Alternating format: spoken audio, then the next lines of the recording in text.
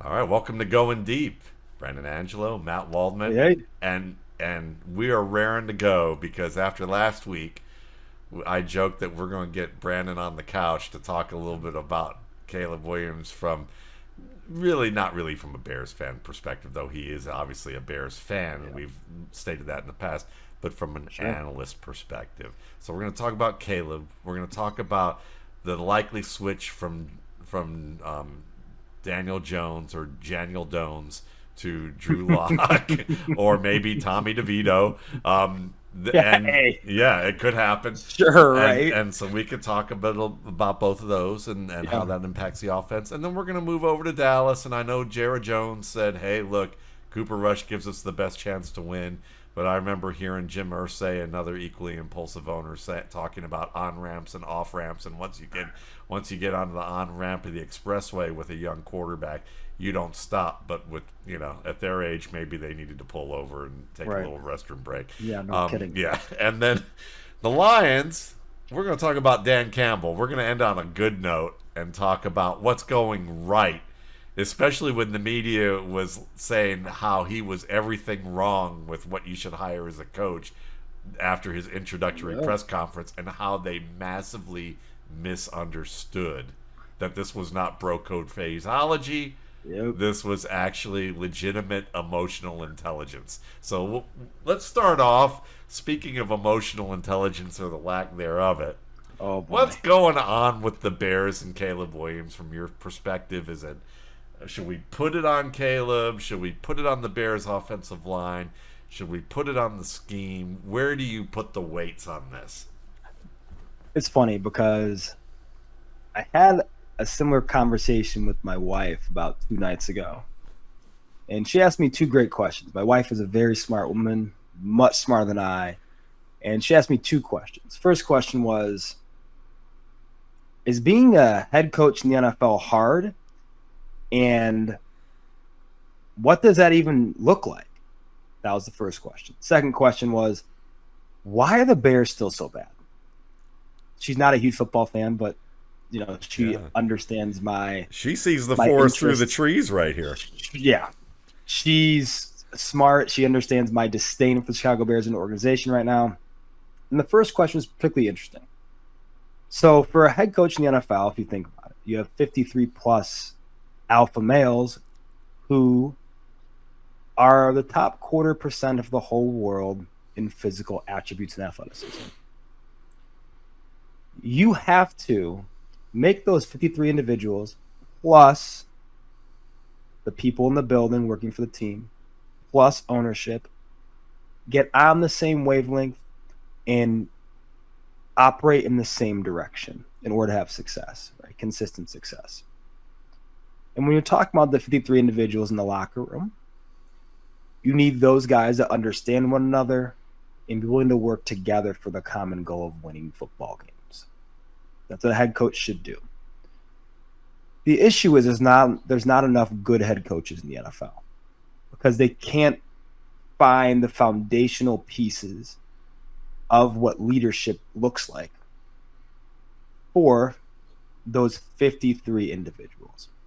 And that brings our second question to why are the Bears still so bad? And that is because from the top down, the organization, especially at head coach, there has been a clear lack of leadership and direction.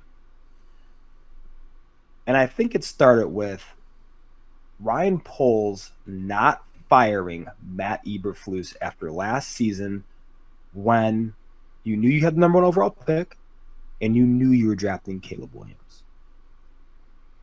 The job of developing Caleb Williams was hands down the most important job in Chicago sports.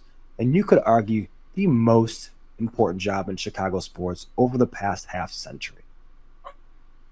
Not only do you allow Eberflus to stay, you allow him to choose the person in charge of his development on the ground level in Shane Waldron. When you did that, you set the franchise back a few years because what happened was you essentially neutered the personality of Caleb Williams that comes out in the field of play. What I mean by that is if you have a coach and player relationship, and from a personality perspective, those two are very different. That is going to make things very hard, especially if they're a rookie. Shane Waldron is not a very outwardly personality, is not a particularly, I would say, loud leader, as they call it.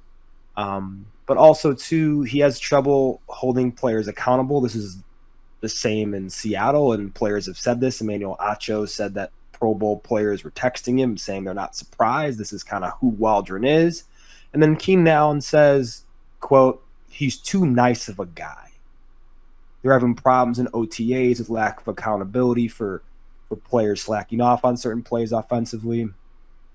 And when that is kind of the broad spectrum issue from Caleb Williams coming in the door, then you have a massive problem. And we've seen that problem snowball. And now we are playing the Green Bay Packers in our divisional game, and he is no longer the offensive coordinator. So that's a massive organizational failure, a letdown, whatever you want to call it. But that starts too with ownership. Right? You have to know that if you're hiring someone to be in charge of the development of the most important draft pick in Chicago Bears history, that person must be the right person for the job and the right person to handle the personality of Caleb Williams, the emotional headspace of Caleb Williams, and the physical development of Caleb Williams. He handled none of those. And the worst part about it was you get to a point in this season, Caleb Williams was 2 games in a row third in the EPA per dropback. You can see it on film. He was dealing, confident. You go into the bye, worse than when you went in. How does that happen? You go from this upward trajectory to catastrophic failure 3 games in a row from an offensive football standpoint. Like, you are completely, and I'll say it again, neutering Caleb Williams as a player and from a confidence standpoint. And when we talk about the schematic side of things, what really went wrong? Well, Shane Waldron's lack of in-game adjustments showed up. Also, too, the lack of understanding of what worked for Caleb Williams and his inability to go back to those concepts. In the Cardinals game in particular, when I think he only scored 9 points against the bottom 8 pass defense in Arizona, the one concept that was working really well, one formation, bunch, working really well. Caleb was seeing it well. He had some explosives out of there. Didn't go back to it. For whatever reason, didn't go back to it. The other concept that worked well with Caleb is boot action. And you had a couple plays in the New England game, or one play, when boot 12 yards to Rome Odunze as the underneath man, had a high-low concept, and Matt was the corner. Odunze was running the flat across. Simple, easy read to get Caleb confident, get him going. You don't come back to that either. And there's no semblance of rhythm. There's no semblance of continuity from an offensive football standpoint. It seems like Waldron was just has the menu of plays and just kind of blindly picking, this one looks good to me. Because we're running short side sprint out on 3rd and 1 when there's a free rusher. Like, what are we doing? Call timeout. That's not going to work. Like, there's so many plays on tape that you watch the Bears offense and you're like, this isn't going to work. And you know what happens? It doesn't work. It continues to not work. I mean, there's just so much on tape from the Bears offense to think, wow, they really failed in hiring a guy that could even provide the mid-level of exceptional coordinator ability. Just the mid-level. No. Absolute disaster.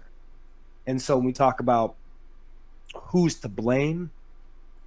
I think it's from the top down. I think it's an organizational failure on Ryan Poles' part to not fire Eberflus. Then if you keep him, it's Eberflus's failure to not hire a competent offensive coordinator that can develop Caleb Williams. And also, too, to develop the confidence of Caleb Williams. He's a confident kid. You saw it at USC. That's one of his shining traits. But you're neutering all of those capabilities by not having a plan, not having a progression, not growing from different concepts, but also to not holding veteran players accountable.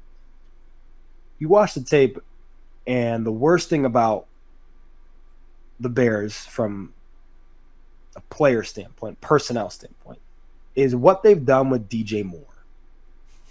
He's playing X receiver. He's not an X receiver. He's 5'10", 210 pounds. He is much closer to Deebo Samuel than he is to DK Metcalf. But that's the role he's playing for whatever reason. But also, too, DJ Moore looks like a shell of himself. He's walking off the field mid-play to go sit on the bench because he's supposedly hurt. I've watched football for a long time, man. I've been around athletes for a longer time. Man, I have never seen someone walk off the field mid-play. I've seen guys go down with injury, but while Caleb Williams is out there scrambling for his life and trying to create with his feet, DJ Moore is on the bench, walk to the sideline. And just some of that stuff that you would hope a coordinator would hold him accountable for didn't happen. Keenan Allen missing block, Gerald Everett being in no man's land play after play, just not holding him accountable. So do I give some of the blame to Caleb Williams? Yeah, I mean, there's some decisions you can't make. There's some throws you should be able to. But also, too, it's the job of the coach and the coordinator to get into Caleb Williams' head as best they can and figure out what he likes, what he doesn't like, what works, and let's roll with that. But it hasn't happened. So next thing is Thomas Brown, right? He's the new offensive coordinator in Chicago now. From my hometown of Tucker, Georgia. Is he? Well, there you go. Phenomenal player at Georgia, by the way. Oh, yeah. I like him a lot. I liked him when he was with the Rams. And I think he's going to bring more accountability to the offensive meeting room.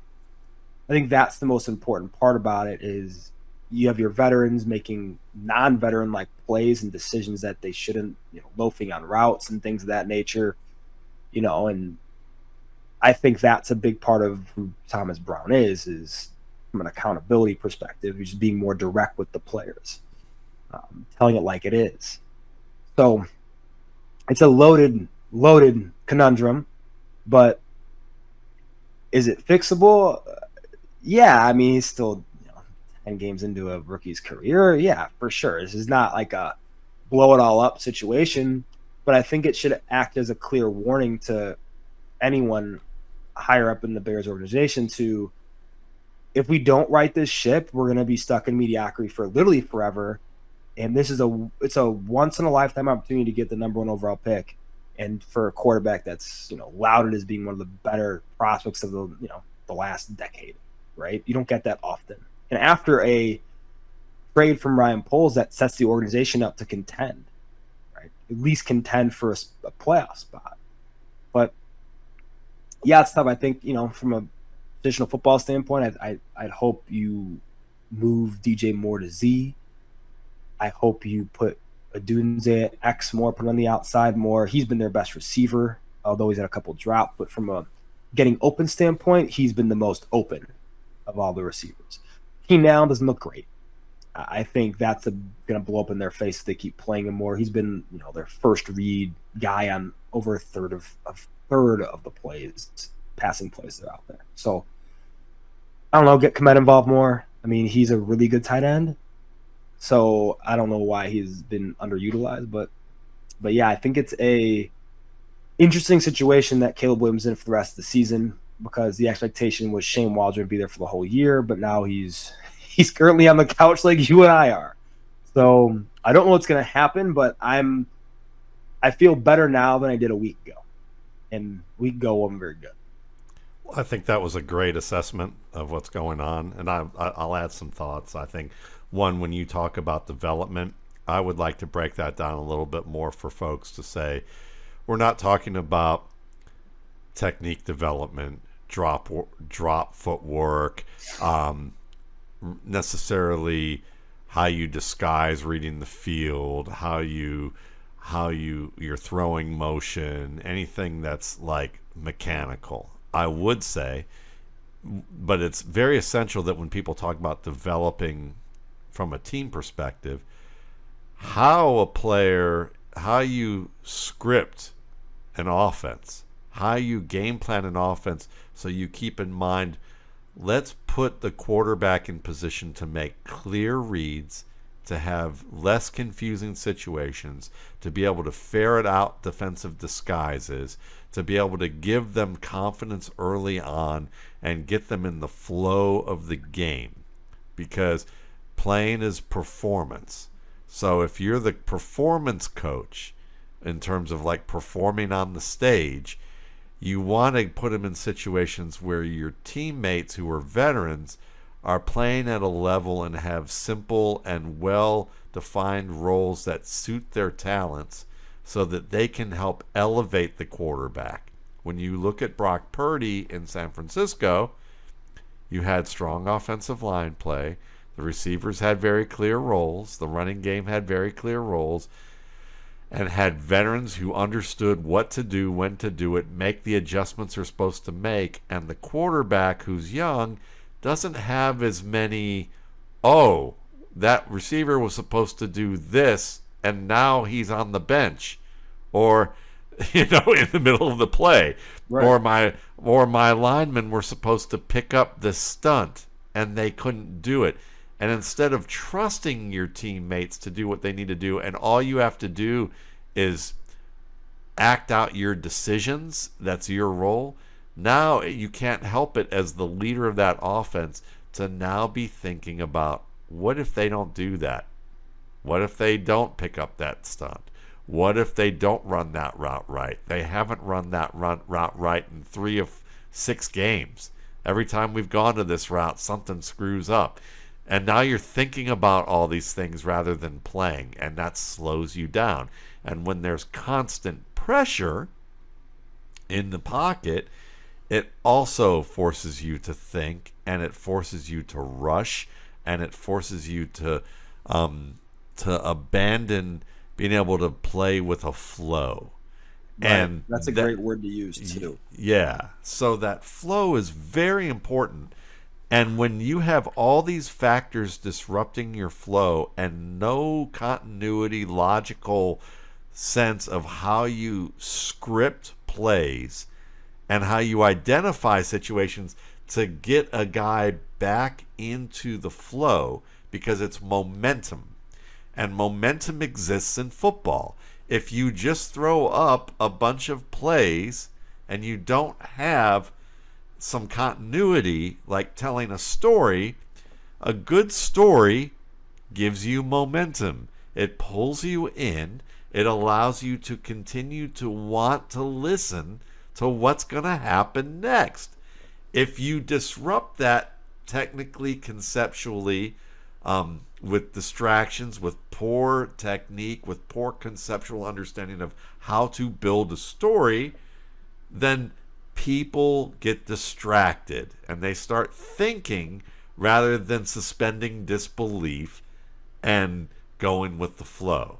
And it's the same thing when you are scripting plays or when you're calling plays, and when you identify that your quarterback is struggling with something, you want to go back to something that works.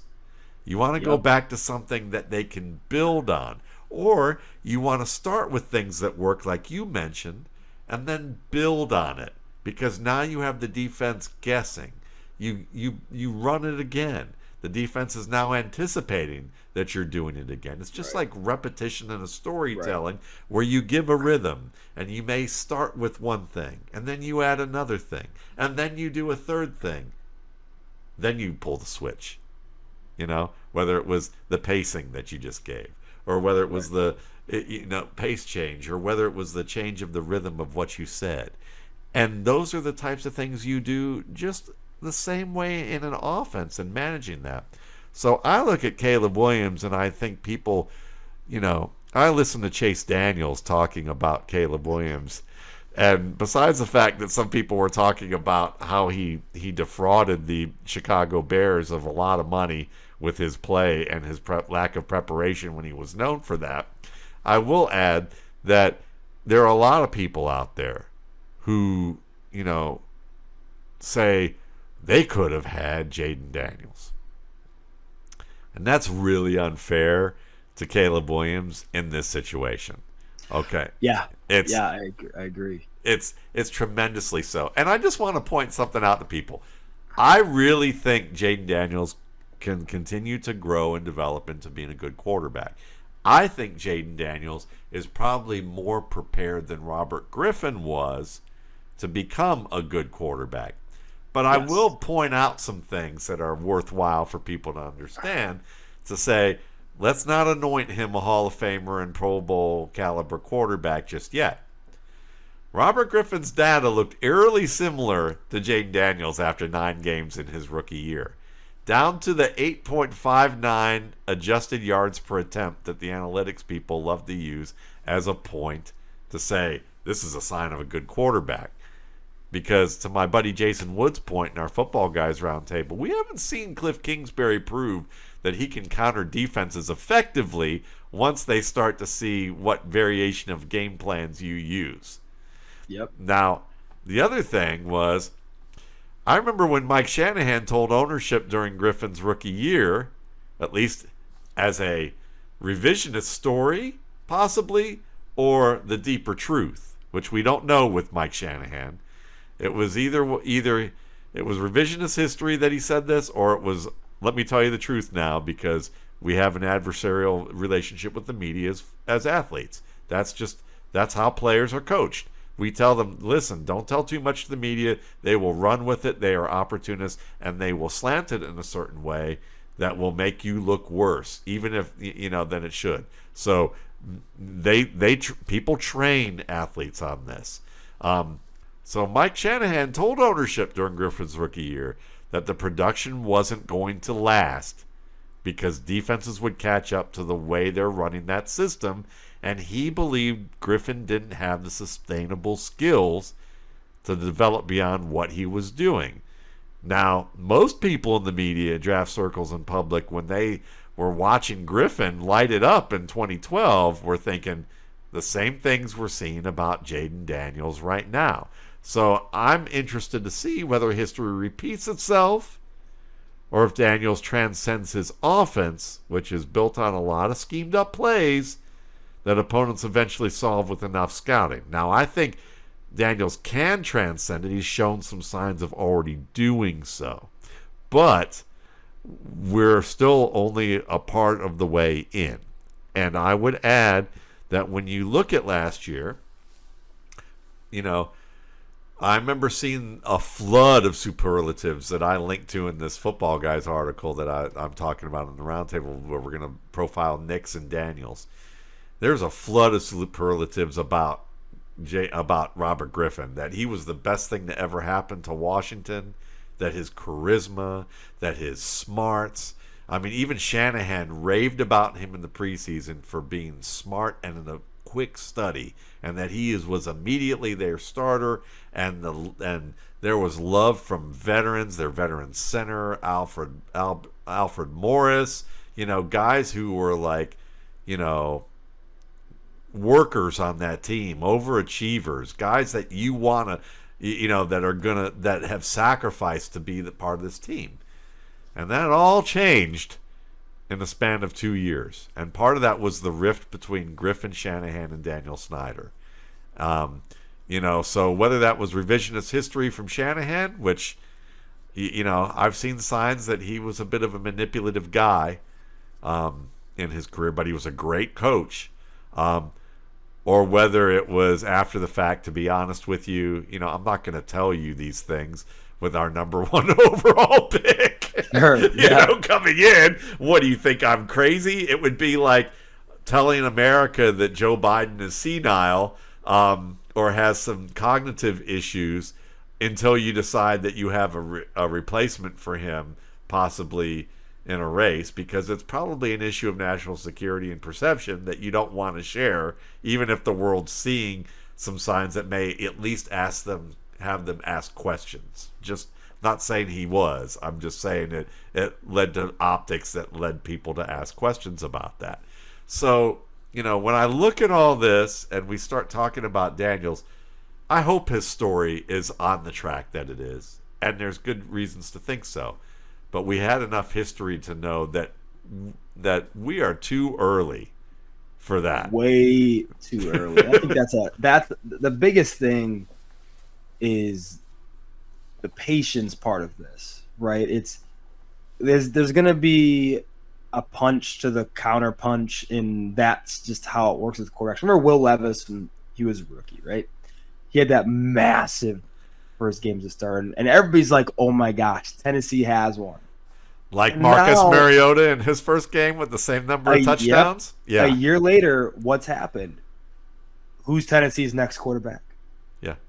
So it takes time for quarterbacks to develop. Every quarterback story is very unique, and then also too, you see ebbs and flows, you see regressions too. Even if quarterbacks play really well as a rookie, like CJ Stroud's a great example of this. Spectacular rookie season. Take away a good offensive line.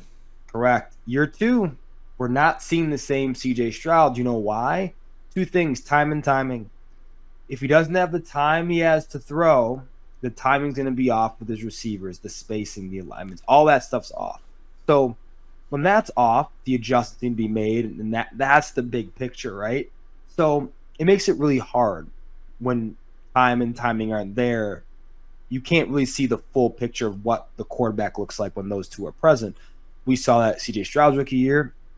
We don't see it as much in his second year. With Caleb Williams, it's a bottom 2 offensive line. So time and timing aren't going to be present. So we're not going to see who Caleb Williams is on a consistent basis. So what that means is we need to be very patient. Before we get those 2 things present, we don't know who the quarterback is. Now, when we talk about players like Daniel Jones, when he has those 2 things present, he still ain't very good. Yep. And that's why Drew Lock is going to probably step in here and show that offense can operate at a higher level. Now, I don't think the New York Giants are going to be anything special, but I think one of the better things they can do for that organization is develop Malik Neighbors, because he has an opportunity to be a top 8, top 5 receiver in the NFL. And I think that's a really important piece for their offensive future, is developing Neighbors, developing a connection and continuity there. And then, getting a quarterback that can see 3 levels of the field, can deliver it on time, on target, and just kind of go from there. I think that's a great entry point and transition to that subject, because when you look at Locke, do the stats bear out that he's a better quarterback than Jones? No. Historically, no.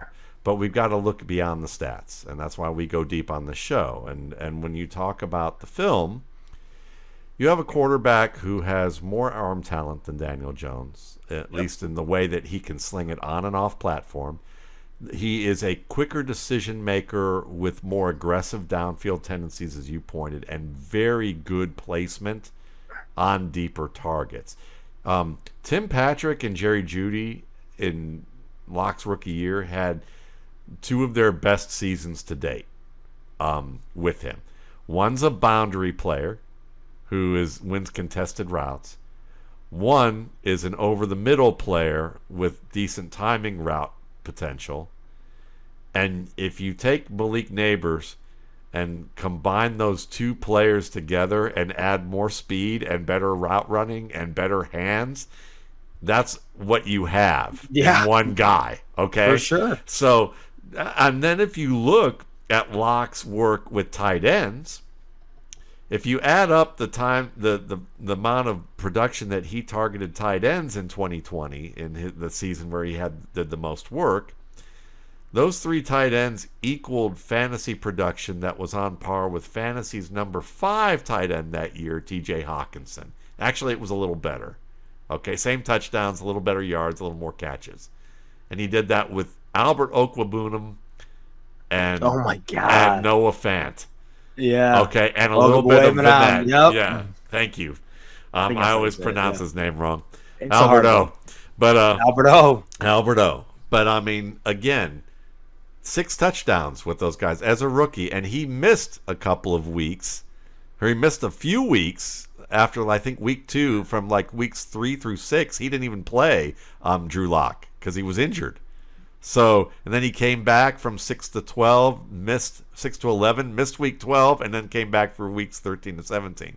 And he still was able to produce that with tight ends and give the best years for those guys.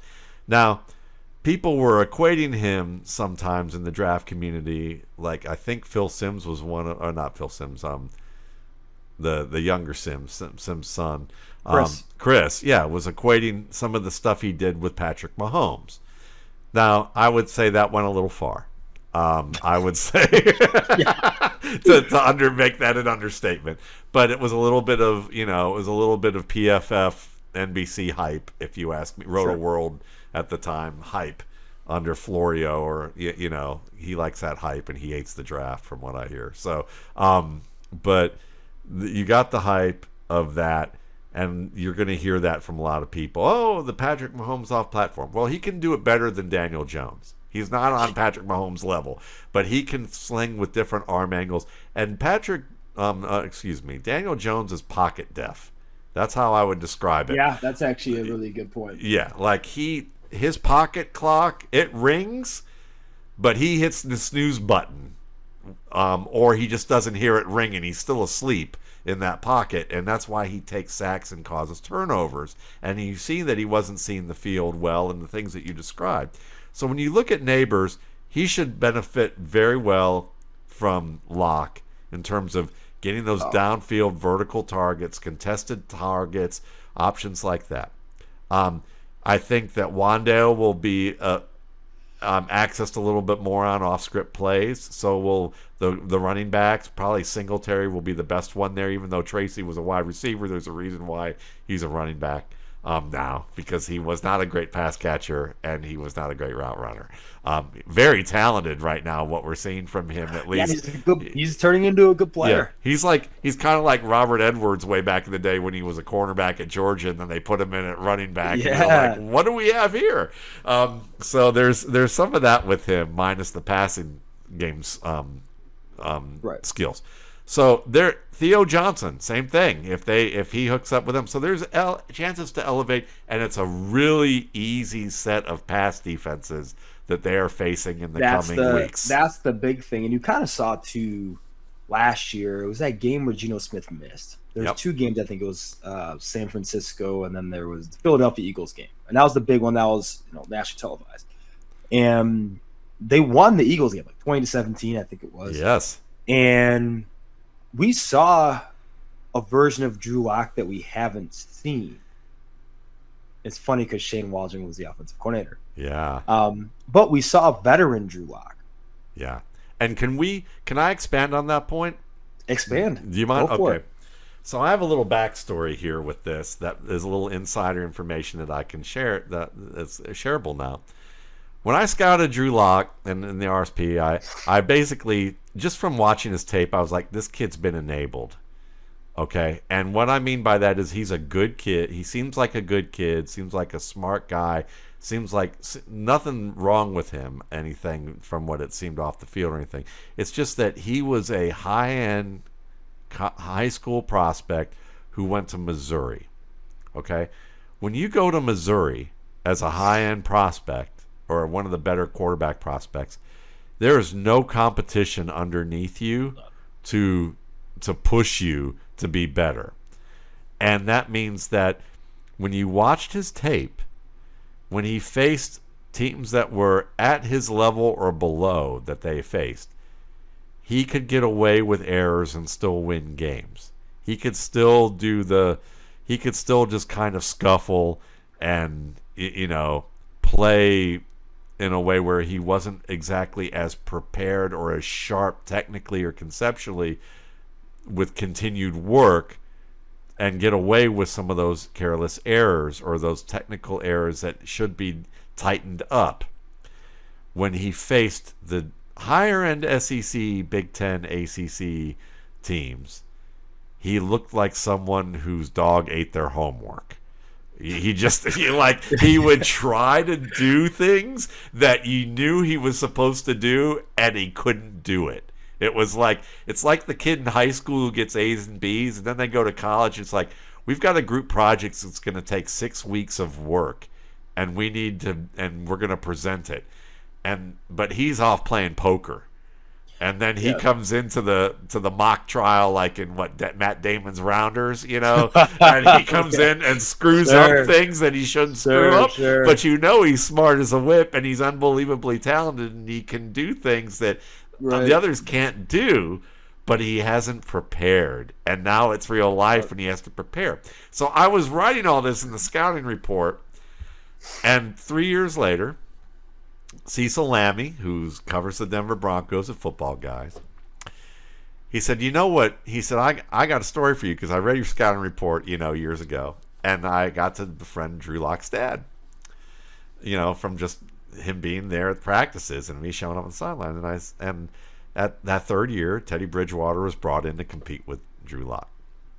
And, I knew the story. Peyton Manning on draft day called Drew Lock and said, hey, you need anything from me, let me know. And Drew Lock, being the nice kid he was, thanked Peyton, oh my gosh, thank you so much, I really appreciate it. But also didn't do anything about it. Because most likely, from my point of view, is that he was probably in high school and in college and coached by the best, coaches that suburban money could buy. And he was, and had all this, and they probably have been telling him for years, these are things you're going to need to work on to really make it at the next level. Keep working on this stuff. And Drew said, yep, thanks, and didn't do it. Because everyone else outside of those people were telling him, and even some of those people, you're going to be a number 1 draft pick. You're going to be a first-round draft pick one day. You're so good. You're so talented. You're great.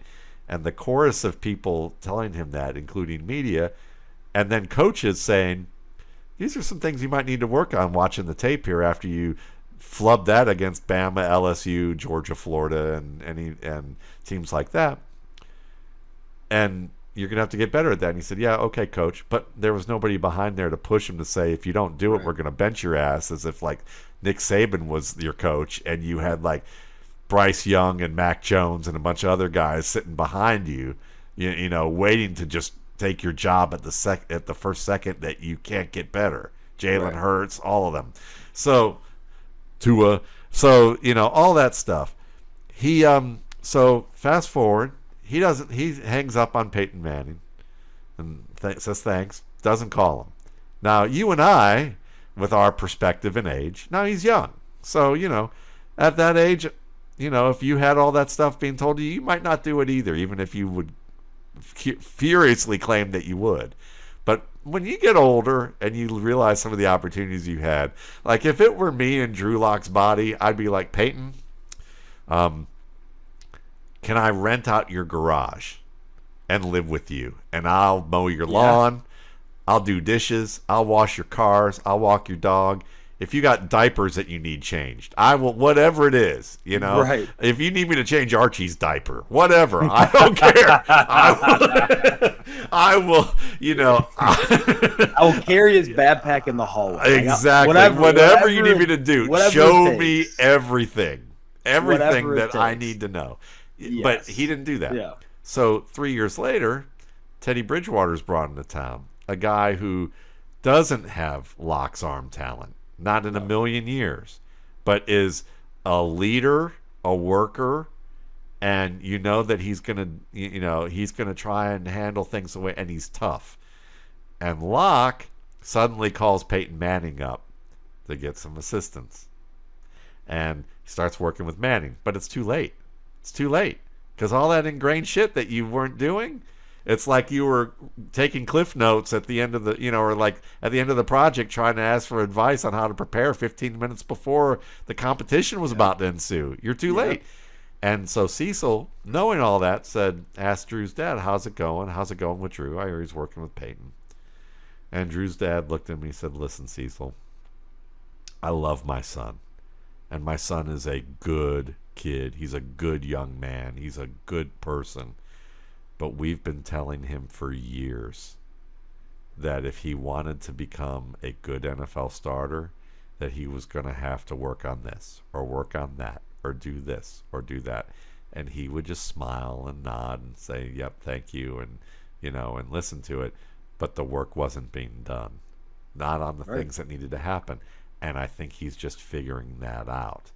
And when you go to that Seattle game that you mentioned, and he looked like veteran Drew Lock, when they interviewed him after that game on Sunday Night Football, you could see that he had stared the career divide, the emotional divide of the difference between being a good NFL player and a journeyman backup.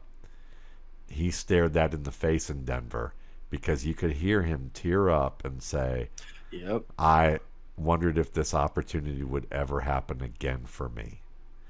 And so does that mean that that moment of clarity will translate to him being a Geno Smith-like resurgent phoenix rising from the ashes veteran? It could. It may not. But he's seen it. And usually when guys see it, they try to do something about it. Yeah, staring that in the face is that reality is really tough, and a lot of players who go through that, it's somewhat of a transformative experience. Either physically they become this player they never were before, Geno Smith, great example, or they just kind of understand their place in the league. Both those are important, right? We've seen it most recently with Malik Willis, right? We're completely cast off. Third stringer for Tennessee. And now I bet if you polled most GMs, who's the better quarterback right now between Malik Willis and Will Levis? People will probably say Malik Willis, because even he admitted, I was watching his interviews right after he got traded, and when he started his first game after Jordan Love went down, they asked him, were you prepared to start when you were in Tennessee? And he's like, I'll be honest, I had no idea what I was doing. I was not prepared at all to start. There was so much I needed to know that I just wasn't equipped for at that time. And that kind of rings true with a lot of young quarterbacks. The best thing that you can arm someone with is an inventory of information. That is so hard to come by without experience. And if you look at like Anthony Richardson, another great example, it's more so understanding the what, the why, the when, than the physical stuff. Because look, there's not the gap between the most talented guy in the 53 and the least is not as wide as people think. Because those guys are all a 0.25% of the human population in terms of athleticism. So the gap is not very wide. But what is wide is the 20 hours a day that they are not in meetings or practice. What are their habits? Are there habits of that as a champion, or are there habits similar to that of a 21, 22-year-old kid? And that's what separates the good from the great. I think Anthony Richardson just realized that, man, my habits were that of a person my age, not of someone who wants to be a champion in 5 years. Yeah, because he was known for being an incredible note taker. Yes, but that's just one aspect of it. Bingo. You could be the most. You can be really well studied. You can be great in meeting rooms. You can be great in a lot of areas in building. When you get out of the building, are you holding yourself accountable? Are you holding yourself to a higher standard? Because that's the type of stuff when my own work and my own career, that's the stuff that gets you really far. Like when you actually understand the habits of champions, the one thing rings true from all those people. They work when no one is watching.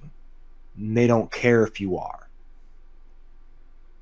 Every championship level quarterback, player in general, that is something that rings really true. And that is something I think that takes experience and takes kind of staring down the career fork in the road. That's what it takes sometimes. And I think we're seeing with Anthony Richardson, we saw it with Malik Willis, Geno Smith, and I think Drew Lock could be next, because it would not shock me that Drew Lock might be the bridge quarterback next year for the New York Giants. Will they draft the young guy? Yeah. Right. Crazier things have happened. I think he brings a jolt of energy to this offense, and he can do things physically, and he can also see things I think that Daniel Jones just can't right now. Can Daniel Jones turn into a good quarterback? Sure. But right now, this iteration of Daniel Jones is not one that is a winning player. Yeah. And Daniel Jones was one of those players that, in leading up to the draft, Dave Gettleman and from what I heard, about 40 to 55% of the league had been sold on the idea that Daniel Jones was a David Cutcliffe quarterback, in the same way that the Manning brothers were David Cutcliffe quarterbacks. The difference is David Cutcliffe was their quarterback coach. He was Duke's head coach. And when scouts and GMs from the teams that knew better, at least with process, to say about this Cutcliffe quarterback thing, how much did David work with Daniel Jones? And who do you ask that question to in the Duke organization? As opposed, do you ask it to one person, or do you try and ask a variety of people and see who's going to give you the party line and who's going to tell you a little different? And there was a staffer in the media department, I think it was media, recruiting, who was like, he's not a Cutcliffe quarterback. Not in the way that you're hearing this. But we're not going to tell people that, because we're trying to recruit players. And when we can say that we've got a first-round draft pick at quarterback, you can come here and be a quarterback for David Cutcliffe, Peyton Manning, Eli Manning, Daniel Jones, all first-round picks. That gets parents and students excited. Gets alumni excited. Yes, gets alumni excited. Yep. All of the money starts flowing. The juices start going. It's all lubed up and ready to go. So you look at it from that perspective, and that's great. But the experienced or the savviest scouts go, oh, he's not really a Cutcliffe guy. Cutcliffe didn't have time as a head coach to put in that effort and time. So from that perspective, that's why I call Daniel Jones a fraud on draft day.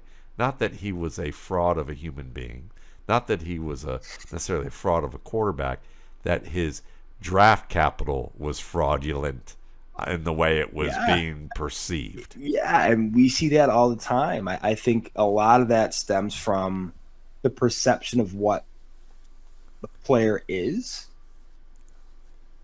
and what they can be, but also to what's the bandwidth from A to Z there. Yep. Exactly. And for Daniel Jones, it was really wide. He's a very similar player to Mitch Trubisky. Yeah. Might be the most similar. Yeah. Same deficiencies, same really like the strong points, the athleticism. Yeah. But if you just think that's a plug and play starter, I mean, that's a 3-year developmental project. And he's had 6. Yeah. And if it ain't happening by year 3, then you got to look in the mirror and say, oh boy. Yeah. We got to take a step back here and instead of pay him all that money. Yeah. So it's interesting. I'm excited for Drew Lock to have an opportunity here to essentially prolong his career. He's 28, I think, right now. Yeah. But yeah, I mean, shoot. Geno Smith is a Pro Bowler now. So crazy things have happened. And the fact that, I was projecting Drew Lock would take over at some point this year. That was Yeah, something I'm I think we surprised all it's did. actually taken this long. Me I'm too. surprised it's taken this long. But when asked about, and I think the Giants media was projecting that too, and they were asking those questions this summer. And Drew Lock very early on put all that to rest and said, "Listen, I'm here to be the backup quarterback," which is also another good sign because you've learned that, yeah, I may think I'm better. I may know I'm better, Right. but I need to be the leader. I need to be a leader Right. in this room, and I know what my role is, and I have to lead by example. Right. It's 100%. Yeah. That's how you prolong your career in the league. And backup quarterbacks make more than enough for a great living in your mid-30s. Yeah. And it's Andy Dalton, same thing, man. I mean, he's going to be around until he says, I'm done. Yep. I mean, Chase Daniels, who I bashed, I mean, he was known as 100%. He was known as a great locker room guy who really was great in a quarterback room. Yep. Team first, great for the culture, great for the young players in the room. You know, guys like that. Josh Dobbs, man. Josh Dobbs is going to have he's going to have a role for the rest of his career. Maybe he's going to earn enough money that he can buy a rocket, you know. But maybe him and Elon can share stories. I mean, there we go. How about that?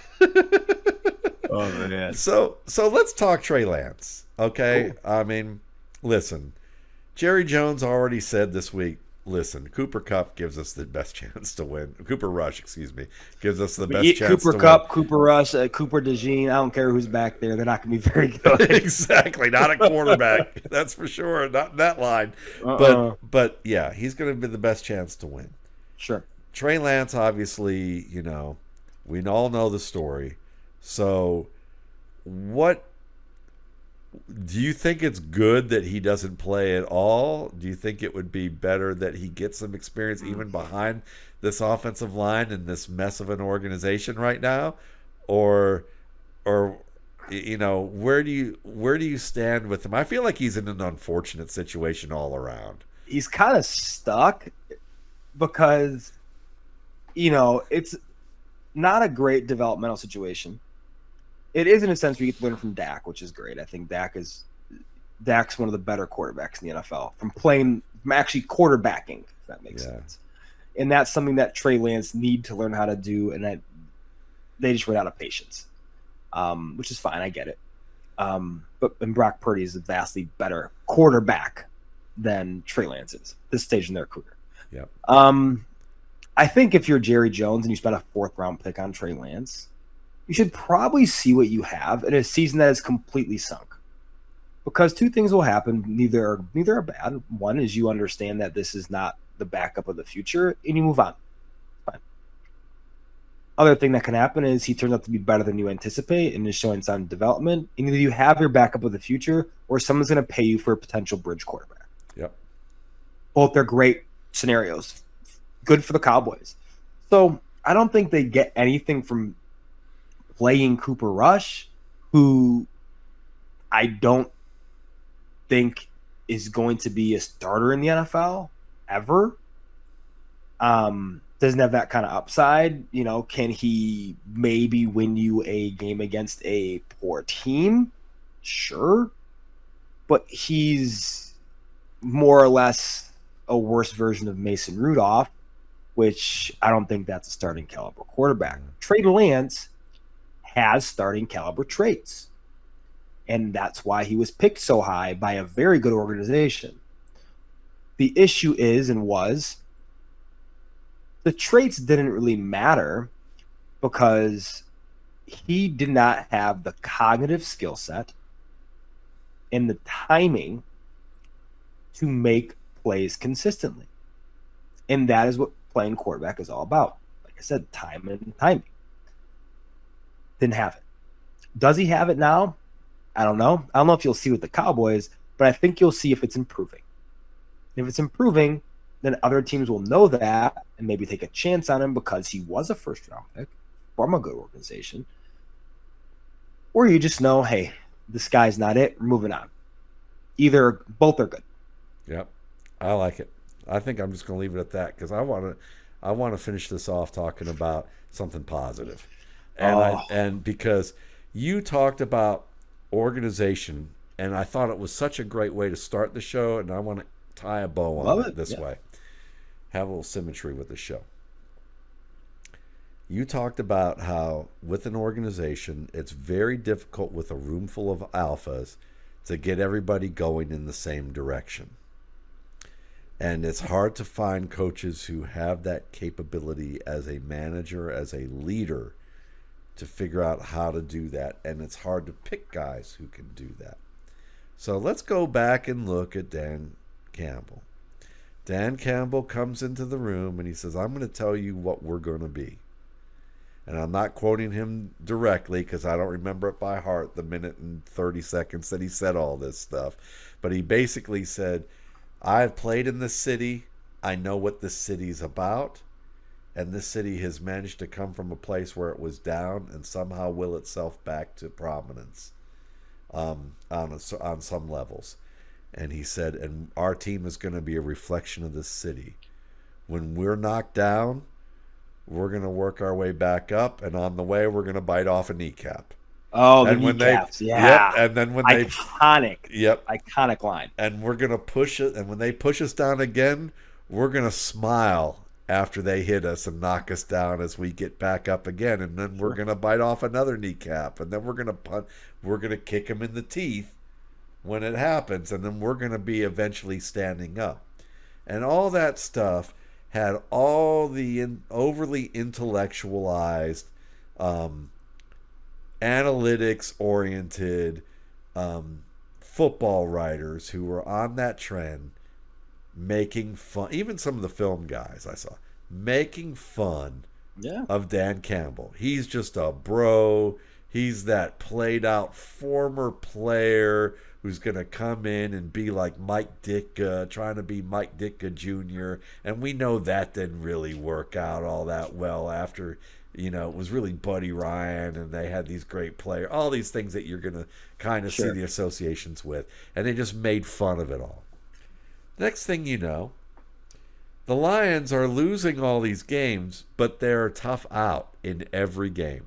They are literally coming back in every game or have a lead and have a tight margin. They've lost so many games by less than like 3 points or less than a touchdown. Like almost every game, it seemed like. I don't remember the exact number, but it was a vast majority of the games. And they only, won one game that year or 3 or something like that? I remember when they got their first win. Yeah. Dan Campbell was beside himself in tears. The whole locker room was going crazy. Jared Goff was so excited. And the one thing you're right about that, and that's what I remember from that season was they became the team that no one wanted to play. Yes. Because they're the team that you should beat, but you will never beat as easy as you want to. Yes. And it will frustrate you, and they will frustrate you. And I think the beauty of what Dan Campbell has helped built, and Brad Holmes as well, big, claps all around for Brad Holmes because he's built an excellent roster alongside Dan Campbell. I think Dan Campbell's no-nonsense approach to how we're developing players was pretty simple.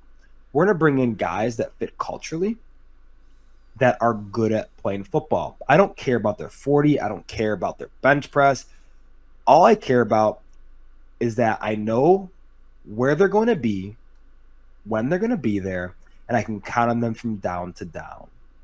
And every once in a while, I'm going to take a chance in developmental guys that I believe in, like a Jameson Williams, and continue to build them up as people.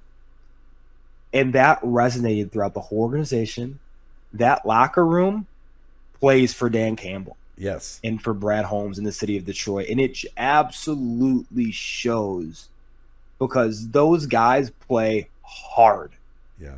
And what they do as well is they get rid of guys who weren't. Yes. DeAndre Swift, he was kind of known, and he's a Bear now, but he was kind of known for being the guy who would miss assignments or, miss his keys and be inconsistent as a football player and not play as hard down the down as you'd want a a premier back in the league too. And so what they do? They traded him on draft night and then drafted Jahmyr Gibbs in the first round. Yeah. People were like, what are they doing? They have a secondary back to Montgomery and Swift, and they're a good pairing. And remember, you and I talked on the day after that, and the number one thing I said about Jahmyr Gibbs was, beside the talent, the physical stuff, kid's tough as shit. Yep. Like, he's a tough out physical guy, even though he's only 200 pounds and some change. And he runs with an attitude that Dan Campbell appreciates. Yep. And that is going to endear him to the city of Detroit, just like Dave Montgomery is and the rest of those guys. Amon-Ra St. Brown, Sam Laporta. Those are Detroit dudes, Yep. right? And that's a really big deal about the organization and what they're building is they're building guys that play together, win together, but the culture is we are going to make it really hard for you to beat us. And that comes down to one thing that he was teaching. What he was saying, Dan Campbell was saying to the public that they did not recognize, or they recognized but they didn't believe he had a plan to do it, which is, I am going to build a culture of resiliency. Yep. Resiliency, you want to tough out, yes, but it's not just that. It's understanding as a former player that when things aren't going well, you're losing momentum. Just like we talked about earlier about momentum with play calling. When things aren't going right, let's find a way to do things that are easy. Let's also make a focus on doing something that is going to give us a chance to change momentum. Let's go back to players who we know are going to be the toughest outs. Who's the guy on offense we're going to go to when things aren't going right? David Montgomery. Who's the guy that's going to get the hard yards, show the effort, and get people, get teammates excited and not give up? David Montgomery. Amon-Ra St. Brown. You're going to get that. During the Texans game, I happen to have the halftime, the post-halftime interview on. And as the Texans are beginning their first drive of the third quarter, Dan Campbell's like, we need to get an interception. Then we're going to take it a piece at a time. We're going to have to do this. We're going to have to do these things. We're going to have to at least have a couple of takeaways, and we're going to have to change how this goes. And he talked, a lot of what he was talking about was momentum. Dan Campbell during Hard Knocks, and those things happened. And then Dan Campbell in Hard Knocks before that, whenever they had a certain practice or a certain moment, he would gather people around after the practice and go, I know it was a hard practice. I know it's this. But what he was teaching about was momentum and resiliency. And he was showing his team, this is how we get momentum going back on our side. This is how we curtail momentum that's in our opponent's favor. And here's how we do it. We play as a team. We focus on certain things at a time. We play with toughness. We play assignment sound. I'm picking guys who have that resiliency. Jared Goff. We're going to talk about quarterbacks who were labeled busts in their first year. I remember James Palmer. Jared Goff is third string. He doesn't even know the offense very well. He might be the most colossal bust of all time. I don't think Palmer said that at that point, but I think Bucky Brooks did. I think there were a number of people. I think the holistic media was labeling him a bust. Yeah. And he's a classic description and depiction of how long development takes for some guys. Yes. And what they need is maybe different than what you're giving them. And McVay, incredibly good coach, right? He needed more time. Yeah. And now he's the perfect fit. For sure. I mean, here's the thing. I remember I wrote about Goff and Dak Prescott at my site, and I compared it this way, is that setting is very important. And then I learned later from my buddy Will Hewlett, who coaches, Brock Purdy and Caleb and Anthony Richardson, and he said Jared Goff came from, a what's the the Texas Tech system, the Air raid? Air raid at Cal. Now, mind you, when he came to Cal, he didn't play in air raid. He played on a really bad team and was 111 and got the shit kicked out of him. And then he finished with air raid and became the number 1 overall pick. If that's not resiliency, that's a first sign of that. Okay, he didn't lose his confidence. Then he goes to a West Coast offense, and the West Coast offense may be the most is like learning going from air raid to the West Coast. Will said it was like learning Chinese. Like you might from going from air raid to learning this might have well been learning Chinese. So imagine having to go learn Chinese, and you have to learn it to the chance that you've got to ask somebody to go to the bathroom in the middle of like a big ice festival in the middle of this crowded area. Sure. And I used to write about this and say, maybe you practiced where's the nearest bathroom? Just to say that, like, excuse me, sir, where's the bathroom? And they start speaking as fast as this, going, you go down this street, you take 2 lefts, and then there's a sign that's a blue sign in front of this green door. Skip that door and go 3 down to the yellow door. Go up the stairs. If you see this lizard on this door here, you want to actually go up 2 more and take a left here, and don't worry about all the loud noise. And they're saying this super fast in Chinese.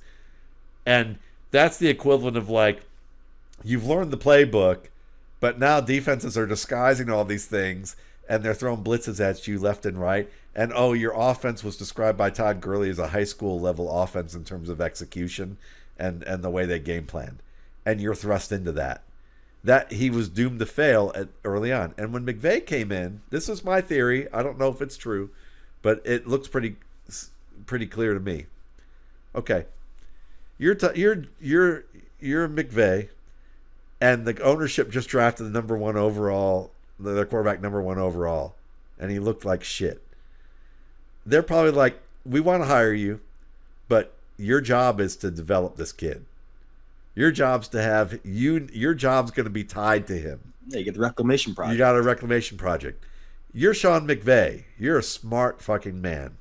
He is.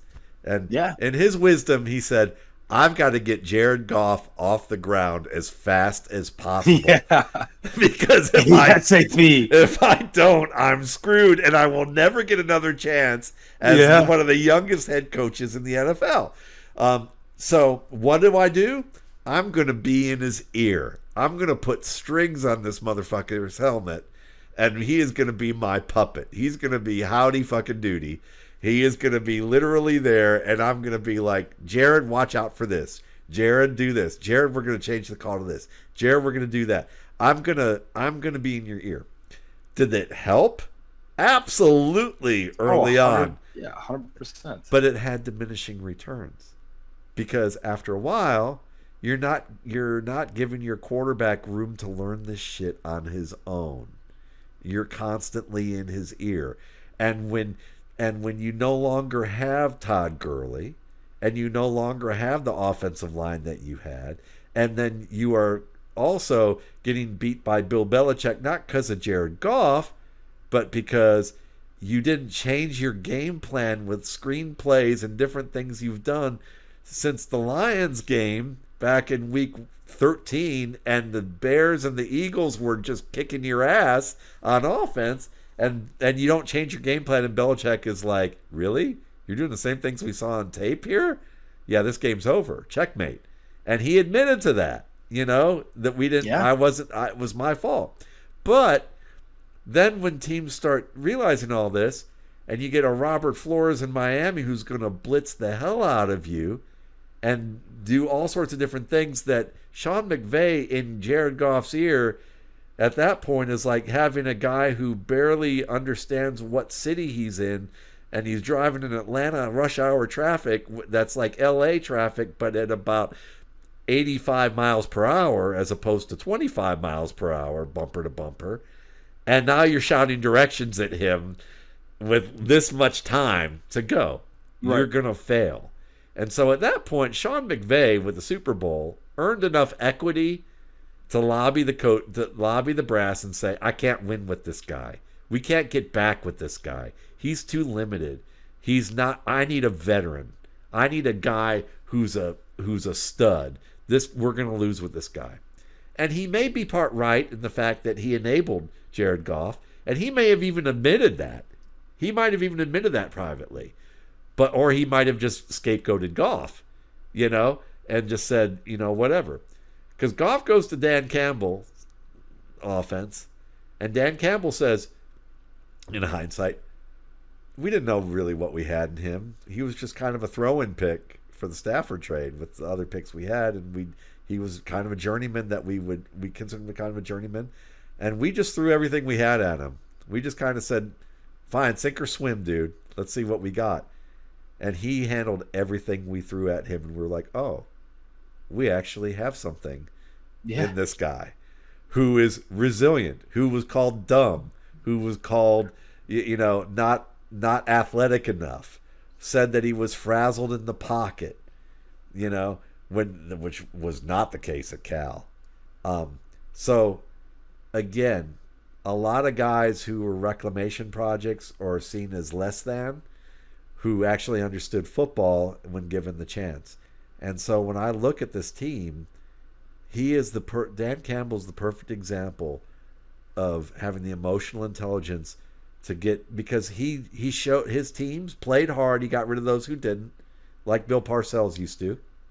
And then the front office bought into it. The ownership bought into it. They saw the improvement. They saw, holy shit, this team may not have won any games, but it's not because they didn't take it to the wire every time. And that pivotal decision, even in year two, after year two, when it still wasn't winning, they stuck with him because they saw the team stuck with him. The team didn't give up on him. There wasn't infighting. There wasn't all the backdooring that happens in the politics. And they were like, this team's on the verge. And we saw it last year. Yeah. Couldn't have said it better. This is the Lions team this year this is the best team in the NFL right now. Yeah. Yeah. I think this is the hands down the hardest out, the most prepared week to week, and the most prepared to deal with disadvantageous situations. Aiden Hutchinson. Yeah, they've 4-0 since he went down, and he was the best defensive lineman in football, but when he went down. Yeah. And you're telling me they haven't lost a game since then? It just speaks to what Campbell and Holmes and the rest of that brass has done to get those guys ready to play and to play for one another. And they have talent on both sides of the ball, absolutely. But these are talented guys that are also pretty selfless, which is really rare in the NFL. And to give you another example of what you said with Holmes and Campbell being on the same accord about acquiring players, when I wrote at Football Outsiders and I was doing draft stuff and looking at players who weren't skilled players, a player I came across at Kentucky who was a defensive end at that time, I remember everyone was talking about Bud Dupree. And I remember watching Zadarius Smith and going, this guy's going to be better than Bud Dupree because this guy has a better understanding of football. He's not the better athlete, but he's a better, more technically sound, conceptually understanding, football savvy, aware, situationally aware football player. And Dupree still had a decent career as like a reserve journeyman starter type, and the athletics there, and he certainly is a dangerous guy off the edge. But Smith is the better all-around player. Sure. And who did they seek to replace Aiden Hutchinson? But a guy who's a team player, who's excelled at each stop that he's been at and has only gotten better as his career's gone on. Yep. Yeah.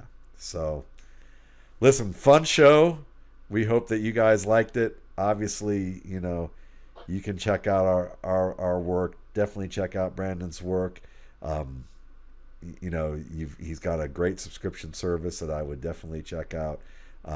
you can find my work as well, and we'll be on in a couple of weeks to talk about more of the NFL. We had a good time doing it. Maybe we'll tackle. I don't know. I don't think I'm ready to tackle Cleveland yet. But anyway, we'll give you a couple more weeks for that. I might need a couple years yeah.